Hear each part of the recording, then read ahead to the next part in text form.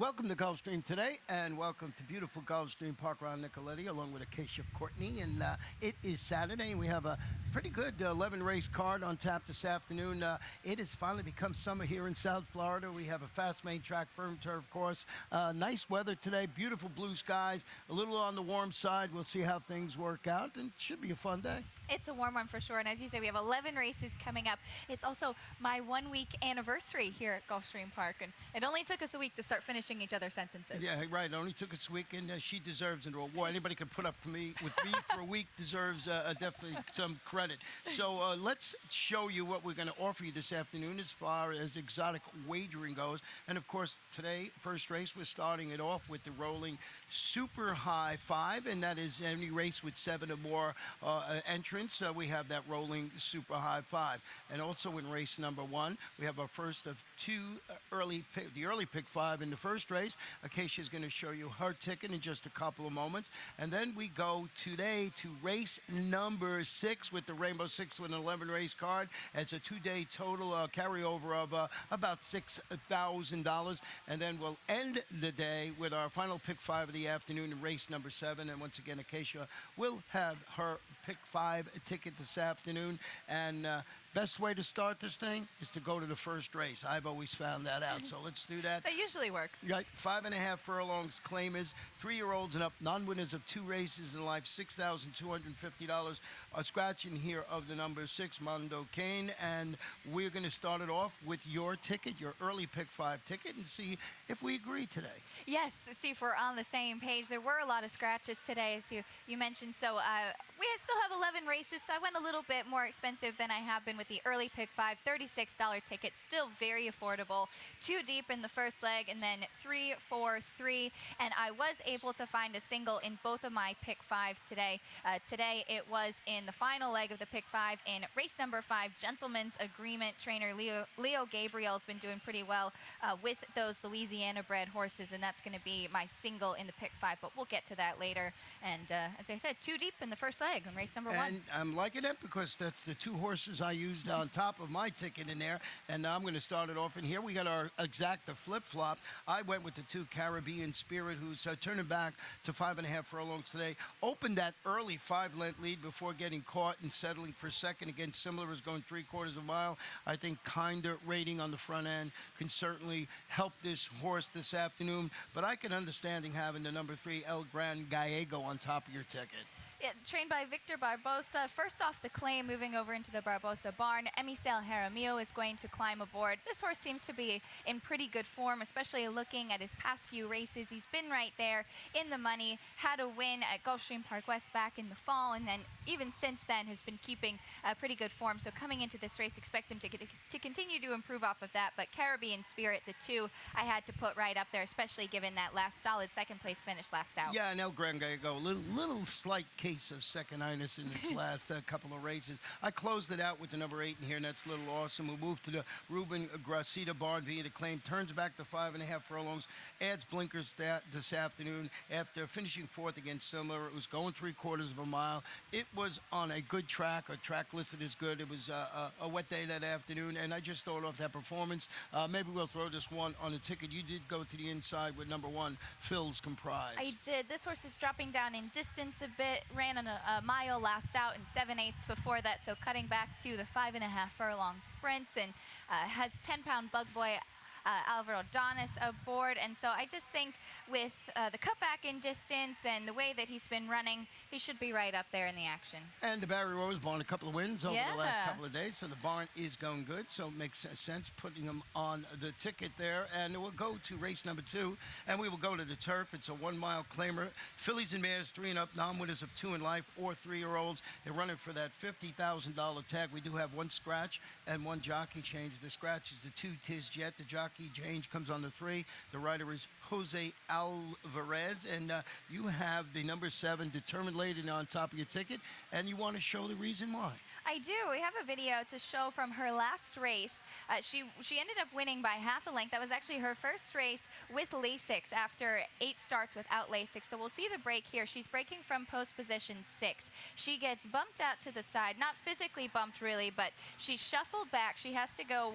She's wide pretty much the entire race, so she has to check and go behind. And in this race, she really lives up to her name, Determined Lady, a very aptly named horse. So now they're rounding the turn. She's out there on the outside. You can see her. She starts to go 3 wide, and then the horses are just all strung out. She's basically in the middle of the track. She's being pushed out by the one horse there, and she's running wider than everyone. She's certainly covered more ground than anyone else in the race, and she manages to go on and win after that. Now, a big question is, coming off such a big performance like that, is she going to bounce after that, or is she going to be able to continue on with that form? I think the addition of Lasix and the way that she had been running prior to that, right up in the action, she could do well off of that. Yeah, and that was a pretty good performance there when you go back and look at it. You know, it looked like she was ready to make a move through the stretch and get carried out by the one horse there. So definitely a contender on there. Did not use it on my ticket, but I'm going to go back and revisit that. But I did go with the horse you have in second, and that is Reimburse. And this one's stretching out slightly to a mile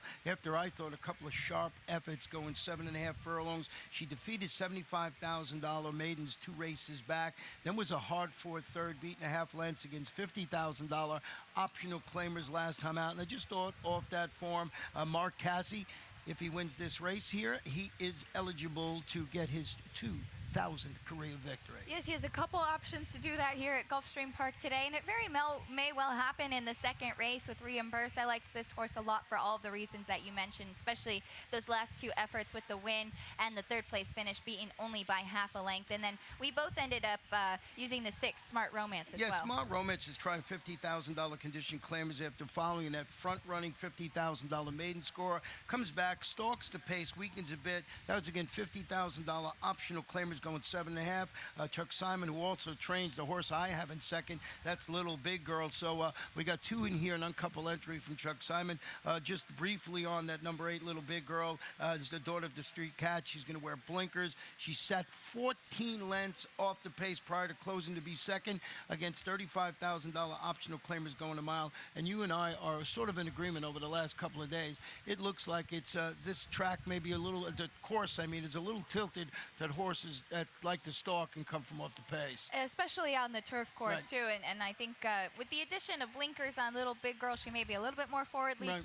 placed than usual, but the stalkers have really been faring well, we've seen. Yeah, so that is how we see race number 2 this afternoon, and always good to remind everyone, including ourselves, see how the turf course and main track are playing early on. When you put your maybe Rainbow Six ticket together, or bet one of those late pick 5s, or even the early one, it's good to see what you can find out. If you go by the past couple of days, certainly been tilted that way, as I mentioned. Let's go to race number 3, 6 furlongs, maiden special weight, 3-year-olds and upward.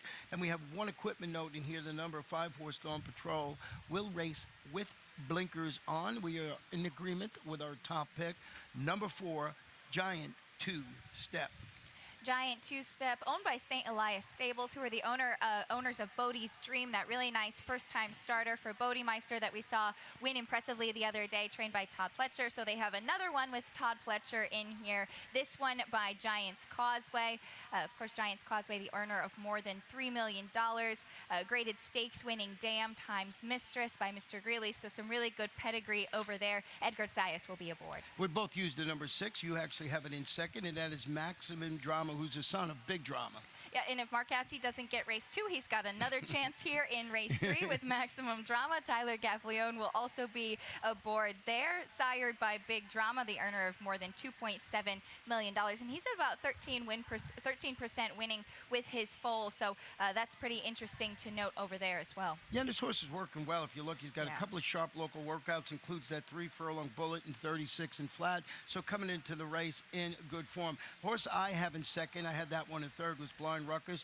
This is the most experienced runner in the field. He's turning back to 6 furlongs. He dueled for the lead. He settled for a distant second place finish that day behind a really impressive winner. We've been mentioning this horse over the last couple of days, and that is Eel, last time out. So pretty good performance, trained by Vaughn Hurd at second time. Blinkers And you got 10-pound apprentice Alvaro Donis in there. Just thought of that performance, running against that good horse. Maybe you get, I don't know what this is on the morning line. He's third choice in the morning line, 2-1. Now, the other horse you used in here was the number 7, and that is Weekend Update. Yes, Weekend Update, trained by Kathleen O'Connell. This is a 4-year-old. He's the oldest horse in the field. And a quick stat for you on Kathleen O'Connell, because I was curious.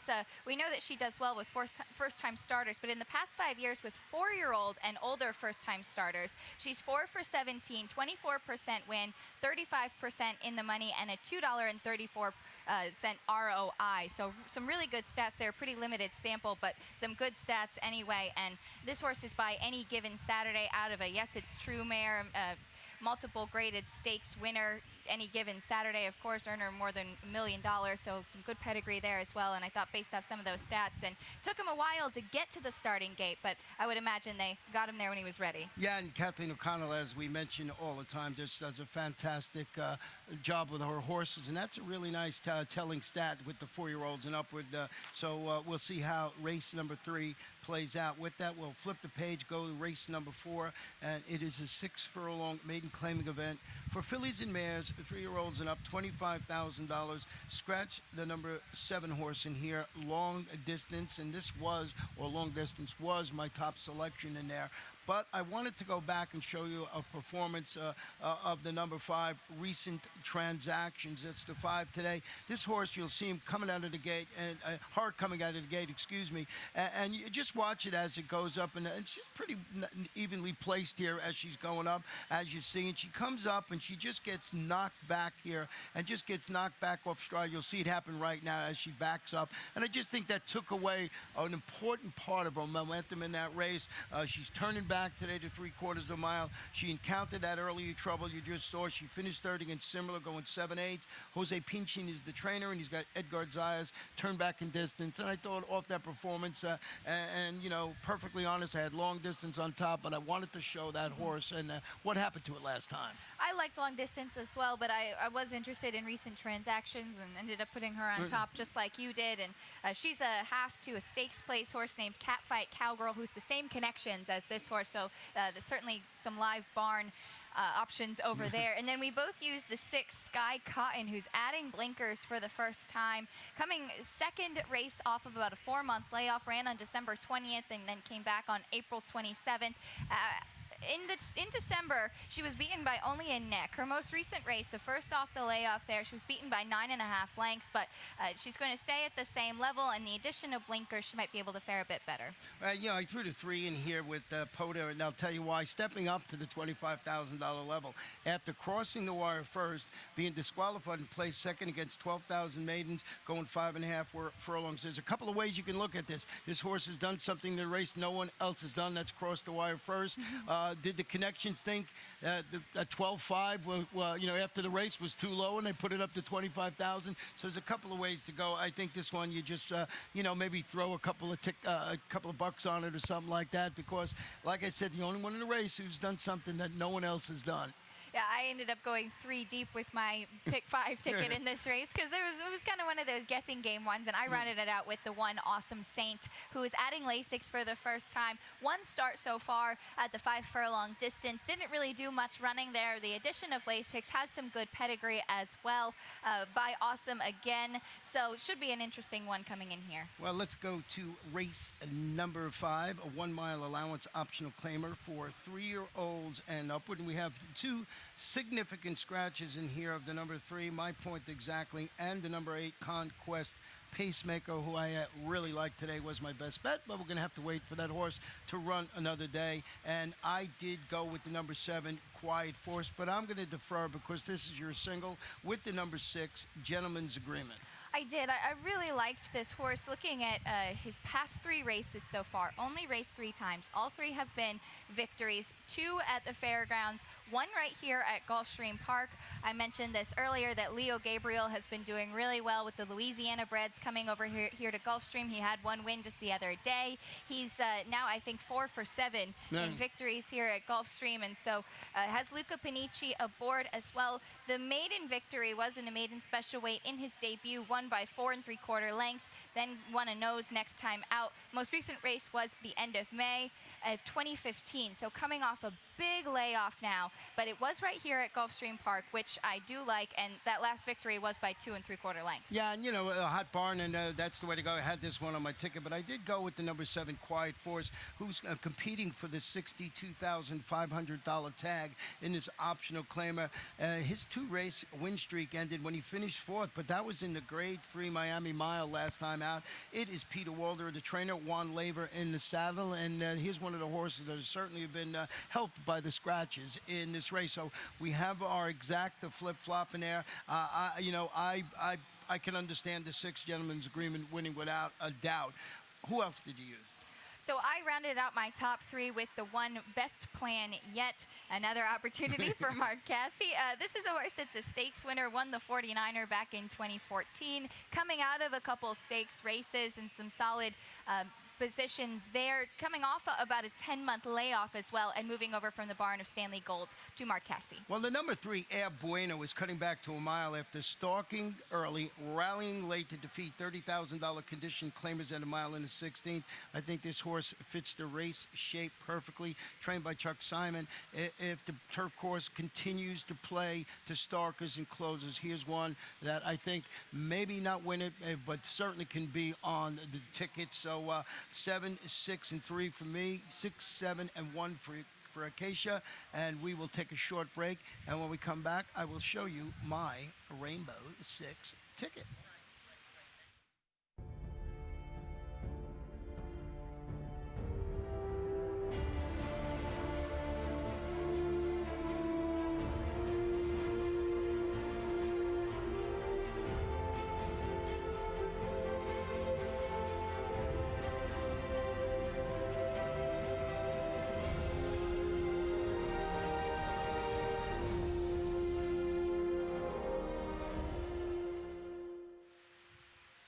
Welcome back, Ron and Acacia. And with an 11-race card, the Rainbow 6 starts in race number 6, 6.5 furlongs, maiden claimers, 3-year-olds and up with $12,500. Scratch the 4, the 6, the 11, 13, 14, and 15. And if I went too fast, don't worry. Our track announcer, Pete Aiello, will be on right after us to update you on all the scratches and everything you need to have a fun day here. Now let's quickly go to my Rainbow 6 ticket this afternoon. 2 deep with the 2 and 9. I wish I could go 7 deep in here.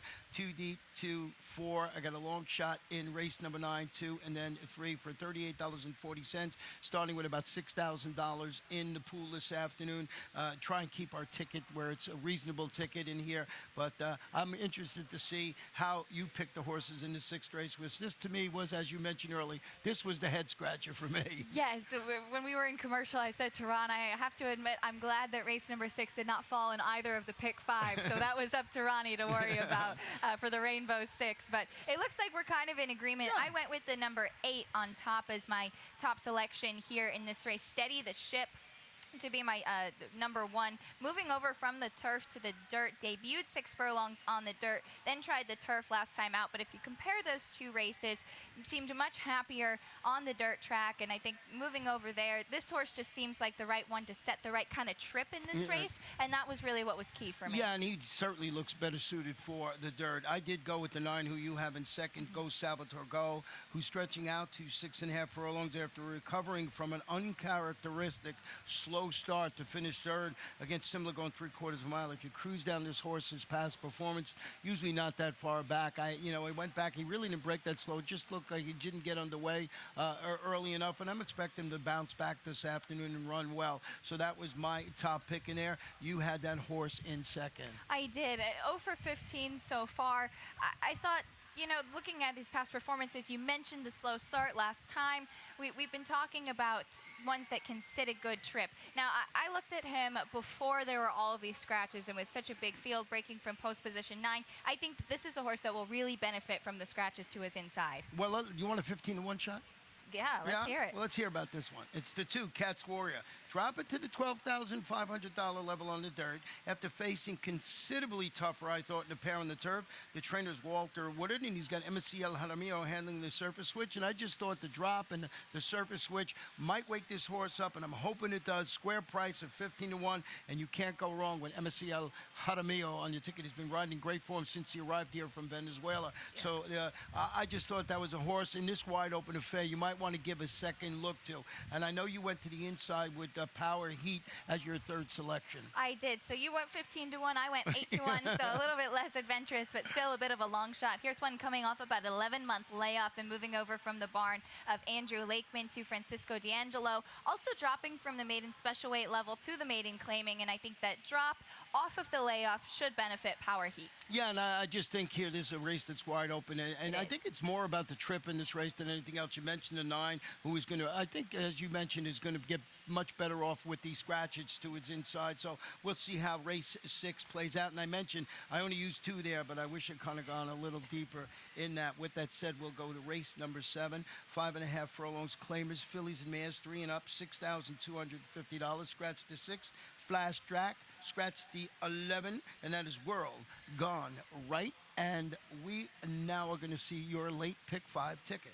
Yes, we had yesterday just 8 races, so there was some overlap, but here we're going to start anew with the late pick 5. It goes races 7 through 11. I went 2 deep, then 4, 3, 4, and was able to find another single in race number 11. So in both of my tickets, I singled in the very last race, and for me, that was Zatara in the final race 11, but we'll get to there later and have a little spotlight on there. Another affordable ticket at $48. But 2 and 8, my top selections in the first leg. Yeah, and I went with the number 2 on top of my ticket, and that is Candy's Lady, who's dropping to this $6,250 level, turning back to 5.5 furlongs. 3 races at this distance with a win and 2 seconds. After finishing, I thought, a workmanlike 4th, going a mile against 12-5 state-bred optional claimers. First start after the claim by Marcial Navarro. So been in the barn. Looks like it's in a logical spot, and I see you have the horse on top of your ticket. So. I do, and a quick stat for you on Marcial Navarro. In the past 5 years, if you look at horses going from a route to a sprint, so cutting back in distance and on the dirt, 10 for 28, 36% winning, 50% in the money, and a $2.91 ROI. So a positive ROI there, and that's just what Candy's Lady is doing, cutting back into the distance. And if you look back at her past performances, her wins have all come at the sprints. Well, number 1, Breach of Duty, is the horse I put in second. He's dropping to this level today on the main track after breaking from a tough post. That was post 10. Taking the overland route in that race, finishing 7 against 12-5. Claimers going 5/8 on the grass. Tough to win out there from post number 10. Antonio Sano, Tyler Gaffleone handling the surface switch and the inside post this afternoon. So I threw that one on the ticket.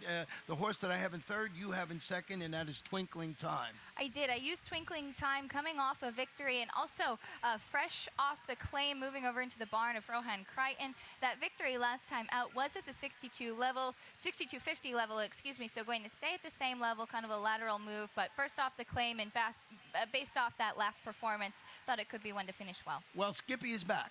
And that is your third selection. Skippy is back indeed. Skippy is back and breaking from post 10 in the 7th race. And we just were talking about Emicel Jaramillo, and this is going to be his charge in the 7th race.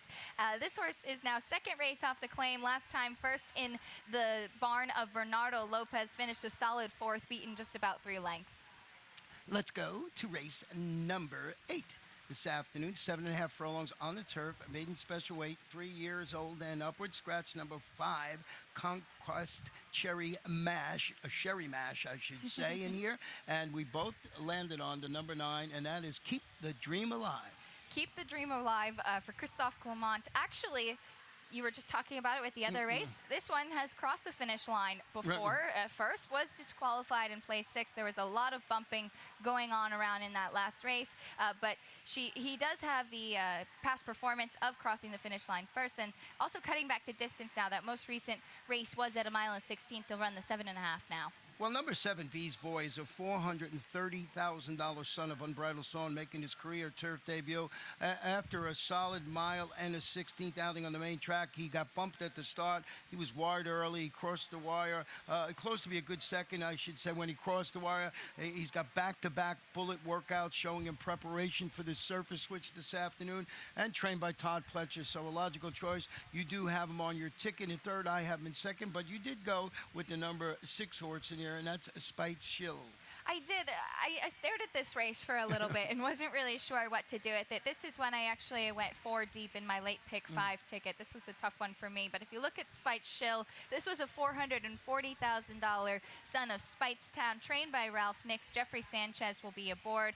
Half to a stakes winner, Valclusi. This horse, this past 2 races, after coming off about a 2-year layoff. So the past 2 races have been 2/3. One a very distant third behind that horse we keep talking about, Eel, right. and then the other one a very close third, beaten just about 2.5 lengths, but still right up there in the action and hasn't really been counted out yet. I like the third off that big layoff. I like the pedigree, and I thought it could be one to run big, and it's 10-1 on the morning line. Yeah, I like the 10-1 partner. You made a good case for that horse. And what about the inside horse? Let me tell you about this lottery ticket. Cutting back to 7.5 furlongs, this horse had run very well in 3 subsequent, maiden special weight races on the turf. Then comes back. He stalks the pace. He weakens that day, but it's a turf course with some cut in it. It was listed as good that day. It was a softened turf, and maybe he comes back. He's a major player with a stark, close running style in here, on a course that certainly has not have any given it over the last couple of days. So maybe a horse like this bounces back. I like this horse in those races, and I'm a forgiving sort, so I'm going to give him one more shot. It could work out well. I think that the 6 and the 7, Spite Shill and V's Boy, will probably go out to the front, Right. and that could set up for somebody else. Yeah, like, a horse coming in, as we mentioned over and over again the last couple of days, we sort of spotted a kind of bias that we think there is.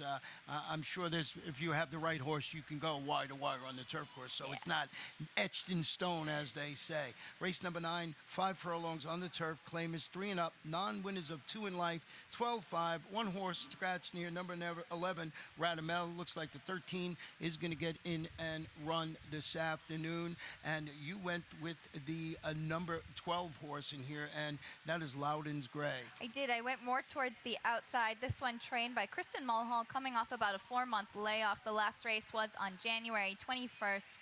This horse is 1 for 20 so far, but if you look back, especially the past 3 races, you had a couple that were at non-winners of 2, 16,000, then stepped up to the $30,000 level. So a little bit of cut now, a little bit of class relief for Loudon's Gray. That should help, especially off the layoff. Yeah, she faced better with some success at the tough championship meet. She's a star closer, and I think she sits behind. If you look in paper here, I find it a bit of a questionable early pace in here. And I did use that horse in my ticket. It's probably the live choice, and I like that you get one scratch to her inside. Will help him out this afternoon. But I did go with the number 10, Zeus Odin, who was dropping to this 12-5 level after showing speed and getting caught late. That was a pair of 5 furlong turf sprints. I thought a bet against a little bit better than he's going to face today. The trainer is Gustavo Amaya, and he's got Lionel Reyes handling. It is an outside post here today, so our selections are tilted to the outside, so we'll see how it runs in there. But I just thought this was a logical contender. Now, the horse you used in second was the number 8, and that is El Señor del Cielos. Yes, El Señor de los Cielos, a first-time gelding, coming off a victory last time out, broke his maiden finally in start number 13, has faced some tough competition in the past, and the last 2 races were 5 furlongs on the turf, was running a couple races on the dirt prior to that, switched back over to the turf, finished a strong second, and then was able to break his maiden by a neck the last out, and he had to go wide, had a pretty tough trip there, but showed a lot of good tenacity in that race. Well, you could just see by the selections up there, we're only in agreement with one horse in this race. The other one I used was the 5 Starship Explorer. Turned it back to 5/8 again after tracking the pace. He weakened third against Similar, was going 7.5. I let people know all the time, maybe just joining us for the first time, 7.5 furlongs at Gulfstream on the turf course, around 2 turns. This, of course, 5 furlongs is 1 turn. Steve Dwoskin, Luca Panici handling the turn back in distance. This was a bubbler one for me. I ended up going with the 6, Goodbye Sorrow. First race off of about a year layoff. The last start was May 7th of 2015, trained by Wesley Ward. Now, he broke his here's a filly running in this race, right. Broke her maiden on the dirt back in 2014. Her last two races were on the turf, one of which was very strong, but I think off that layoff, looking at the hot Wesley Ward barn, especially here in Florida, one I felt I had to include on my ticket to run in the money. Well, I think the theme is wide open and fair in race number 9. Let's go the 10th race. It's the first half of the late daily double, 5 furlongs on the turf. Allowance optional claimer, 3-year-olds and up, $25,000 the claiming level. A clean slate in here, no scratches or jockey changes, and we both went to number 6, Cat Ride, who is an impressive maiden winner at this distance. He's turned back today.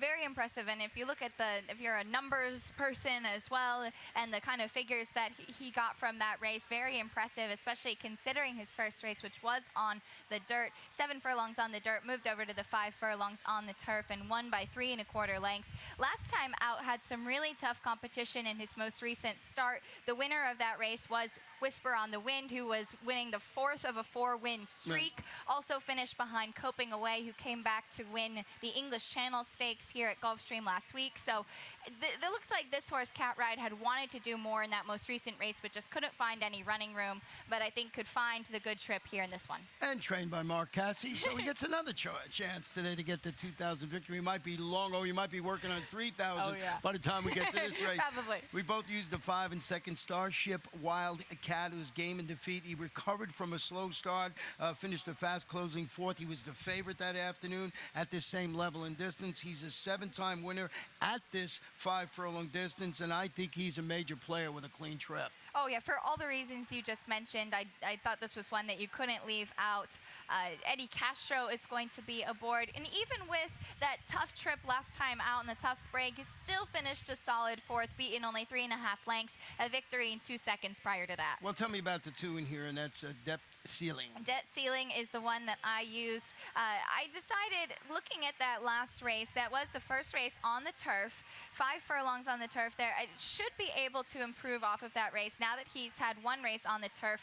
Looking at the back class, it's kept some really good company, ran in the Grade 3 Jersey Shore and the Grade 1 Champagne. Also a stakes winner, though not a graded stakes, but still has kept some good company. Again, Dave Brady trains Jose Caraballo aboard. Well, number 9, Moonshine Sipper, easy for me to say, is stepping up the competition. Returned from about a 7-week freshening to show speed, weakened to 5th against 30,000 condition claimers. I think that race is going to help, and I think the old proverbial screws will be tightened this afternoon, and we'll see how number 9, Moonshine Sipper, runs in there.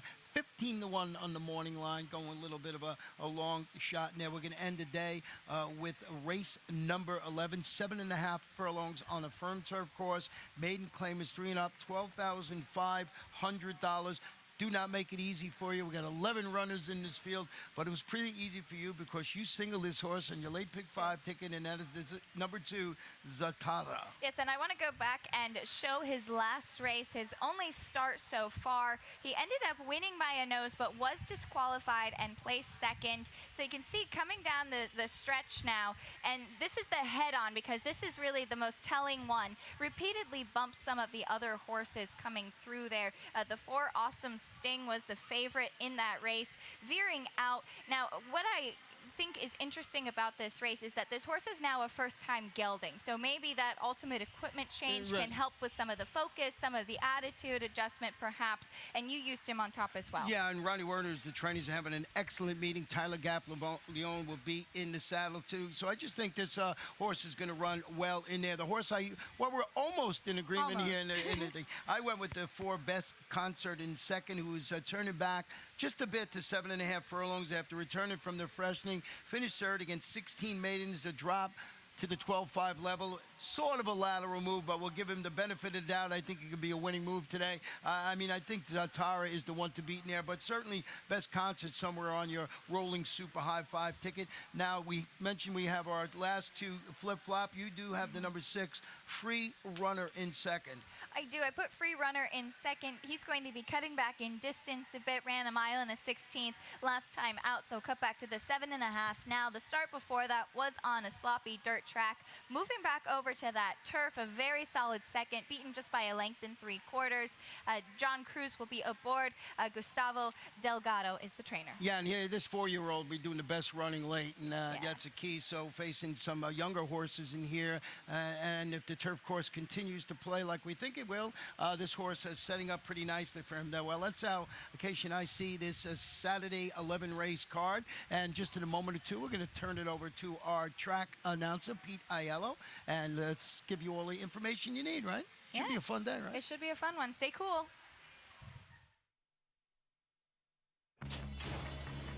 What do I love about horse racing? Everything. The speed, the excitement, the opportunity to win